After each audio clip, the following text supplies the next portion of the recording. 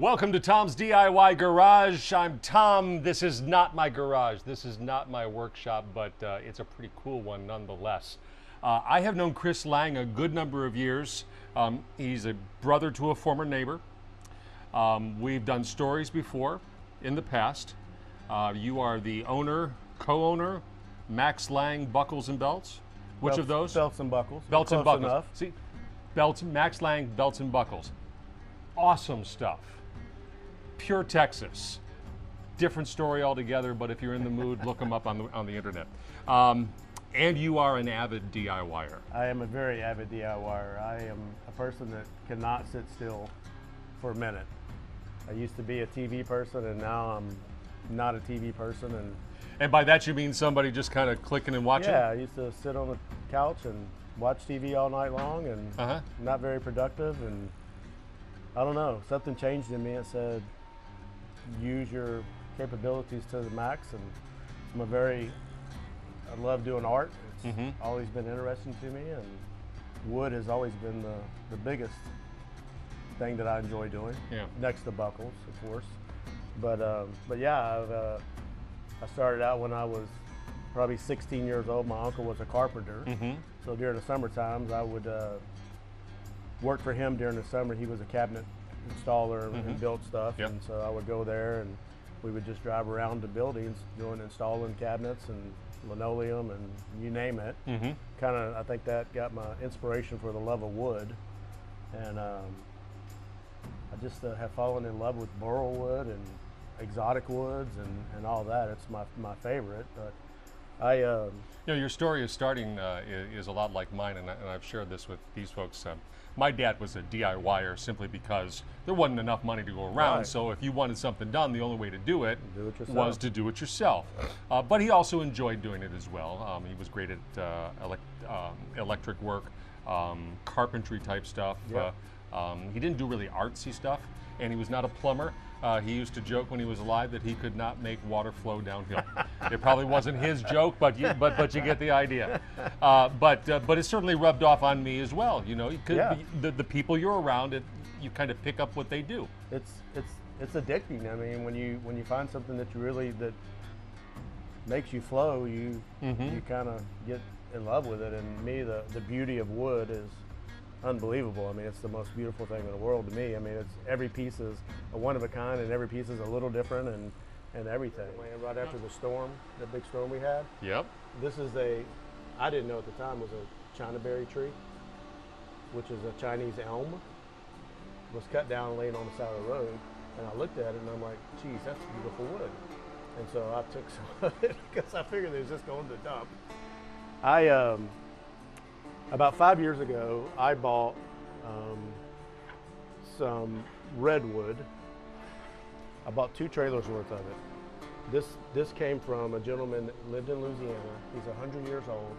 He's in a wheelchair right now. Look at that. When he was young, he worked for the California Forest Service. He would drive from Louisiana to California. They were cutting the redwood trees down for redwood lumber. He would get to the trees that had the burl on it, which is the big ball. Back then, he said this was in 1945 to 1960. He said nobody back then knew what burl really was. He'd load the burl up in the back of his truck and bring it back to Louisiana. And over like a 12-year period, he acquired 2 trailers worth of it. A friend of mine had found out about it, called me and said, hey, this guy is wanting to sell this burl wood, and it's redwood, which you can't get this anymore. It's been outlawed since 1960. So I knew it was going to be expensive, so I got a friend to kind of go with me. We went out there, we looked at it, and he wanted a lot of money for it, but I knew I had to have it for 2 reasons. One, you can't get it anymore, and 2, it's going to do nothing but go up in value. So me and my friend ended up going in halves on it, and we bought all of it. Now, to some degree, this is an extension of what your professional life is, because it is very much so. Because the belt buckle business, and again, look them up on the internet and find them in town. It's artistic work. Very so artistic. You've got an artistic mind anyway. So I've always been lucky in the fact that I always loved to draw. When I was in high school, I drew all the time. Art class was my favorite class. Very involved in the livestock show, entering into that. And I was always so mad when I would get second place to one of my friends because they knew somebody there. but that's another story. But yeah, I've always, you know, art has always been my thing, and that's my job that I work at every day is I draw all day long. That's pretty much what I do now. I don't do much manufacturing. I'm lucky that I have great employees that have worked with me for many years. And I don't have to be back there anymore, and I can spend most of my time at a computer drawing, which is what I love to do. But here we are now, so a lifetime of collecting. And because I get the sense that, at least in my own experience, and I'm going to guess by yours too, you don't get it all at once. You kind of acquire things as you need them, as you, oh, I have to do X. I need whatever helps me do X.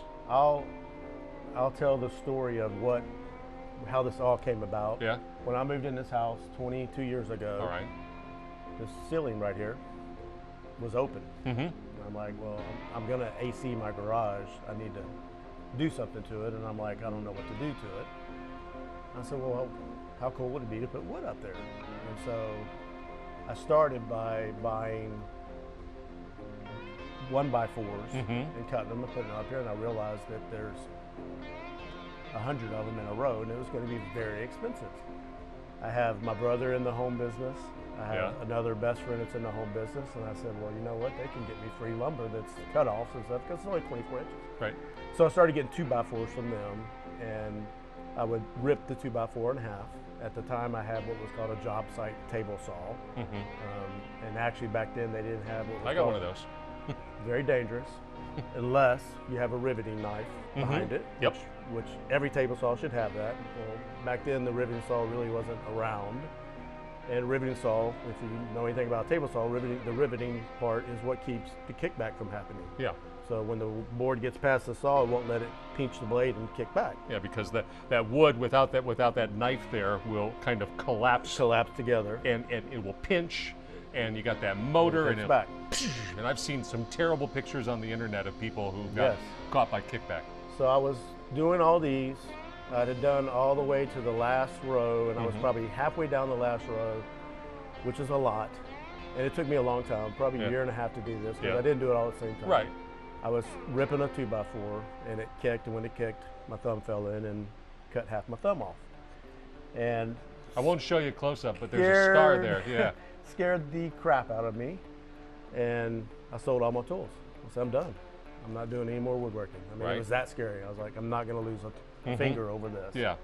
I sold all my tools, which wasn't a lot back then. And then COVID came. City of Houston shut my store down for 6 weeks. I have never been off work for more than 2 days. Right. I was going stir crazy. Joined a couple wood groups on Facebook. Found a guy in South Africa selling this burl wood. No kidding. Nobody wanted to buy from me because the wood was $50, the shipping was $100. Yeah. But I fell in love with the wood and said, hey, I'll buy some from you, but why don't you send some extra? Then I'll have it here, and then you sell it, I can ship it, and then people will buy more of it. So we did that, and it worked out really well. Nice. And that's really where my love got back into the passion of doing what I wanted to do. So the first thing I did was I took that, it was called pepper burl, beautiful, and I learned how to cast resin with it, and we mixed it with resin, and then I would turn it on the lathe and make line stoppers and stuff like that with it, and I did really well. I started selling the heck out of them. Resin is my favorite thing to work with. I just think it's so gorgeous, and it adds such a dimension to your woodworking that is impeccable, and I just love it. It's tedious, but it takes time to dry. So for people who don't know, this is basically plastic. It gets poured in as a liquid, and then it cures solid, and depending on the type that you have mixed, it can be translucent, it can be opaque. And it is a hard plastic. I accidentally poured some on my router table at work, and it won't chisel off. It's there for life. This is of course 2 different boards. It'll be cut right down the middle, and then it gets routered around the edges and sanded top and bottom. Hearing you speak, kind of touches on something that I've mentioned here a couple of times when I make something, and we'll kind of get to the end of whatever the process is. The discussion invariably includes some sort of, if you'd want to sell these sorts of things, you could probably make X number of dollars doing it. This is exactly what you're doing. Yeah. You are making things that interest you, and then you are selling them. Right. And when I first started doing this, I used to do things that people wanted me to do. Somebody would say, hey, can you make a birdhouse? Mm-hmm. Yeah, I'll make a birdhouse. I realized really quickly that's not what I wanted to do. I want to make what I want to make, and I want to sell what I want to sell. Mm-hmm. But it's fun, and I mean, turning on a lathe is, I never knew how to turn. I bought a lathe, and I taught myself how to learn. Isn't that the greatest thing? It's the greatest thing. And then, of course, there's YouTube education that's always there to help. So true. How often do we talk about that? So, you know, as we stand here, people may have gathered, but I'll just tell you, we're in your garage. Yes. Your garage is 80% 80% workshop. tools. Yes, yes. And there's one special car parked here. One special car. But you know, I grew up in an area that had, I grew up in the north, so basements. Clearly no basements here. I'm in Texas 26 years. I still miss a basement. I have never had a car in my garage. It's a workplace, and now I have a separate workshop. Is there any pushback? Was there any pushback for the tools taking over the garage?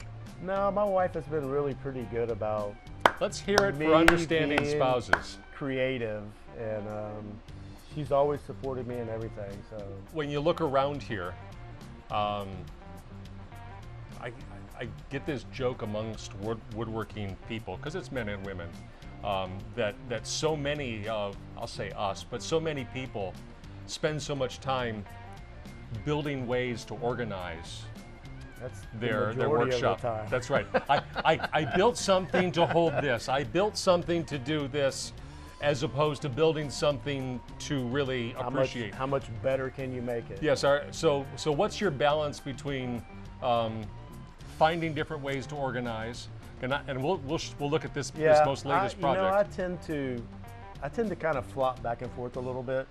Where, like this bench I just built. So this is your newest project. So this is my newest project, and it was really tricky to build.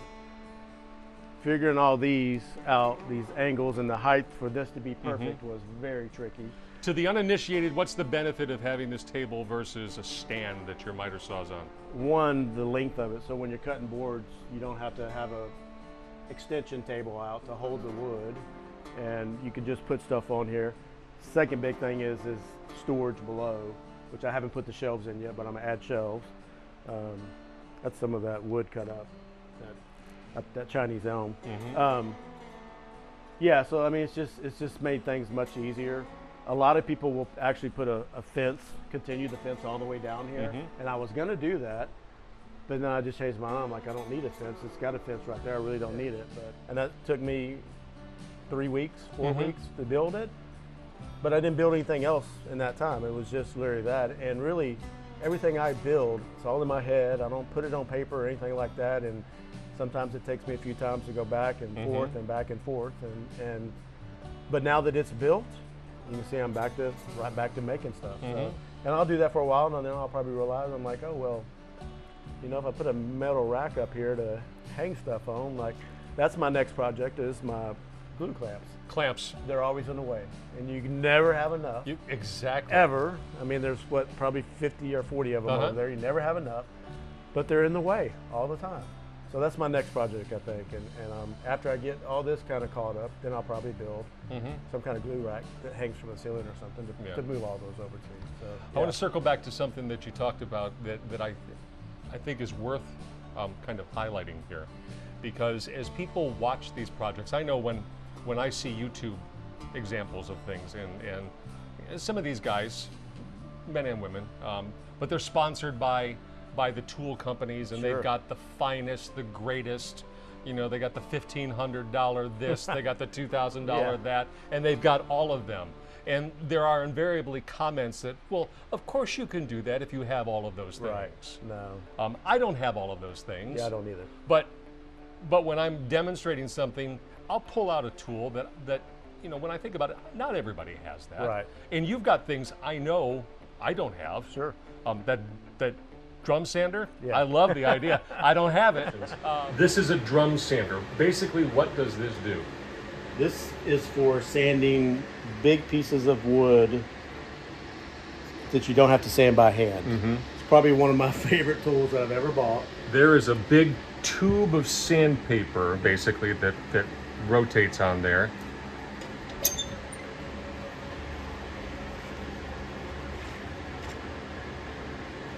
And how wide is that? 24 inches? 18 inches? So, 19 inches. Uh-huh. So you can actually, it's open-ended, so you can actually put a bigger piece. You can do up to 36 inches wide with it. So you put it through one way and then flip it and put it back through the other way. I've never done anything that big, but I have come pretty close to this. And this makes life much easier. Especially with larger projects. Especially with larger projects, especially like these resin boards. Mm-hmm. Because for me, this is a 60 grit sandpaper.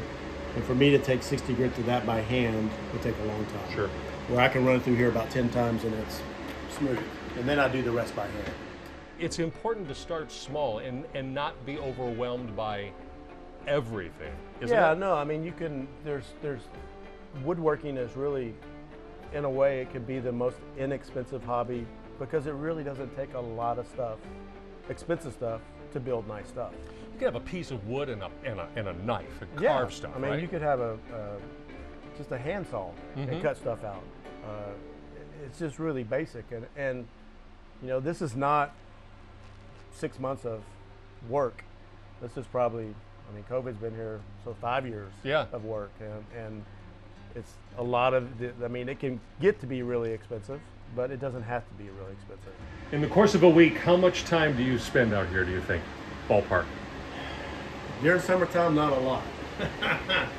During wintertime, I'll probably be out here 2 to 3 nights a week, and on Sundays all day. I'm an early bird. I wake up at 7:45, and I'm out here by 8:30 usually, and I don't go until 5:30 or 6. Keeps you off the streets. It does, for sure. Word of mouth is the best thing in the world, and everything I build sells for a decent price, not what it probably should be, but it's.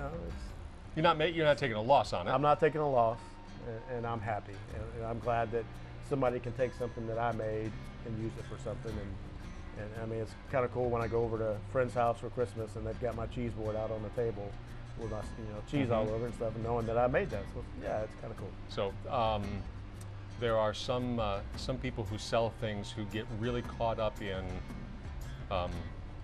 because maximizing how much money they can get out of it, and trying to find, what's my time worth, what are the materials worth, and as I hear you speak, compensating your time is not necessarily as important because this is. I'm in it for the love of it. This is fun. This is therapeutic. Versus somebody who says, "Look, I got an hour and 27 minutes into this, and if my calculations are correct, yeah." No, I'm in it because I love it, and maybe if it was my full-time job, I maybe would be like that, but I'm doing this because I enjoy doing it. I enjoy seeing the expressions on people's faces when they receive the items and stuff, and it's just, it makes you happy, makes everybody happy. That's a big part of the battle right there. Is there an end game at all to this, or is this is there something that you yet aspire to? Not really. I have a pretty good life. I can't complain. So no, I don't. If anything, maybe better tools someday. But I'm not. I don't know that. I've kind of learned, like you were saying a minute ago, that the better tools doesn't necessarily make it better. We appreciate the look around. Yeah. Chris Lang, thank you very much. You're welcome. Thanks for letting Tom's DIY Garage visit your anytime garage. Appreciate it. You got something? You got an idea? You want to know more about what's going on here? You got an idea? You got a challenge? You know how to reach me. Facebook, Twitter/X, the email. I monitor them all. Got a challenge? Let me know. If I know the answer, I'll tell you, if I don't know the answer, I may ask Chris, or we'll figure it out together. We'll find an answer. There you go. And we will visit and do something next in Tom's DIY Garage. Until next time, rock on with your bad selves. I'm Tom. I'll see you.